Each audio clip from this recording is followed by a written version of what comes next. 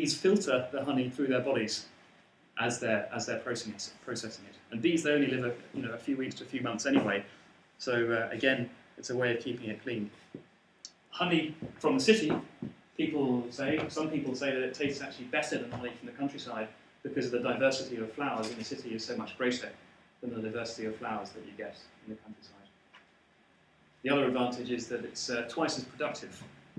A beehive on the roof of a house, this building maybe would produce probably 2 to 3 times more honey than a beehive out in the countryside, where it's surrounded by greenery. Yeah? So the Danish honey tastes best. I mean, what's wrong with importing honey that tastes better? Because it's all about taste and flavor, as far as I can know. Yes, if you're just talking about honey, but honey isn't really bees' product. Honey is maybe this much of what bees are worth. What bees really produce is pollination. So if you want strawberries and apples, all those other things, then we need the bees in our cities. And it's also, it's quality stuff, Danish honey. It's good. Sure. Yeah. What do the neighbors say? I mean, if you have like densely populated areas and probably put like a huge bee center in the middle of it, is there going to be other externalities as like when people drink cider and stuff? And I mean, the people living right around it must be bothered by having lots of bees and like the balcony pots with small flowers and stuff. Is there complaints or? That's an interesting question because, yes, of course, people are afraid of bees. Many people are afraid of bees. But many people also misunderstand bees. Bees and wasps, for example, are 2 very different creatures. Bees and wasps are very different creatures. Wasps are carnivorous, and it's wasps that go after your soda and eat your sandwiches and bother your picnic. Bees are actually completely indifferent to humans. They will ignore you, and they are, these days, very, very peaceful. So it's very possible. I've seen people that have a terrace the size of this table, and they have a beehive sitting here, and they can sit over here and eat their breakfast in the morning in the summer without being bothered by it. And your question about the window boxes, well, one of our approaches in this project, which is something maybe some of you guys might be interested in, is to involve the local community. One of the sort of headlines that I'd like to be using in this project is create jobs for the bees. So I'd like people to be buying window boxes, getting window boxes, putting them out, planting insect-friendly flowers in them, and then sitting and watching and seeing what kind of insects and bees come to visit. I think there's a huge opportunity there. Yeah? 2 questions. First of all, what was the name of your company again? And second, how much of an information campaign have you accompanying this bee workforce? The bee workforce. The name of the company is called the Copenhagen's Buhånden Corporation in Danish. Our website is bubi.dk.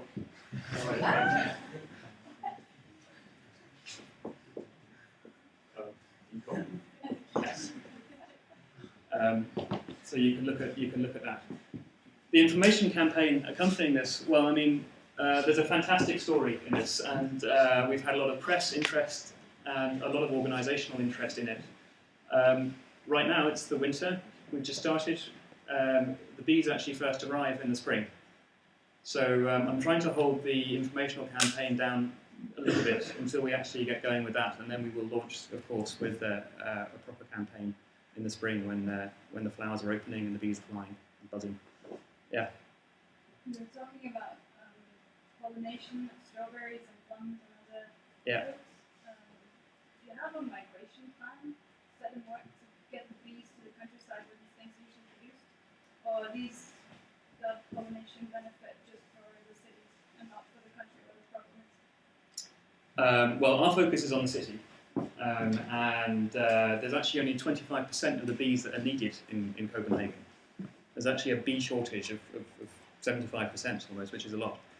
At the same time, there's also organisations that are trying to work on making Copenhagen self-sufficient in apples, for example.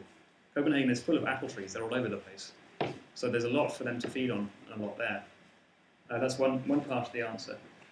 But while our focus is on the city and about creating the bee industry for the city, the individual beekeepers who are part of the cooperative, it's up to them on how they use it.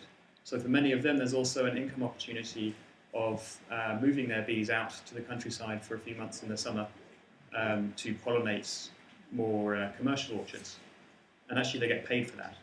You get money from money from farmers to park your bees in their fields for a few weeks in the summer. Yeah. Is this a non-profit organization, or at least for the company, or do you expect some revenue from the company as well, not only for the beekeepers but for companies? Yeah, it's a condition of this model that it is economically sustainable. So we have products that we will sell and we will make some money on it. We also have opportunities with our social activities to get investment from funds and charitable grants. So we have a mix of different funding opportunities. But the company wouldn't survive if it was purely charitable. So as a cooperative, it's owned and controlled by the beekeepers themselves, and it's up to them to make a decision on how the profits are divided between dividend, which goes out to them, and investment in the company. Last question, anyway. Last question. Yes? How big was your team of humans in the beginning compared to now? Like, how many people did you start with? One.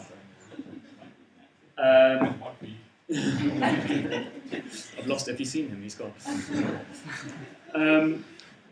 I have this background in social enterprise, and my approach to developing social enterprises, like the approach to developing any businesses, is based on partnership and getting people involved. So I got the idea myself one day when I was cycling just after the climate conference out and saw some beehives, and there was a name label stuck on them. And I was curious and called the beekeeper and met him and began to learn more about it. But in the process that I've been working on it, I've been really careful to involve people who have different expertise all the way along. So the organisation was formally established back in August. We have a very talented board which has 6 members. There are 3 beekeepers involved. There's 2 who have a very strong background in business. There are also 2 that have a very strong background in NGOs and social work and voluntary work. They're organisationally involved, but as you'll see when you look at our website, as I hope you will do, there's a lot of other professional services that have gone into developing the project.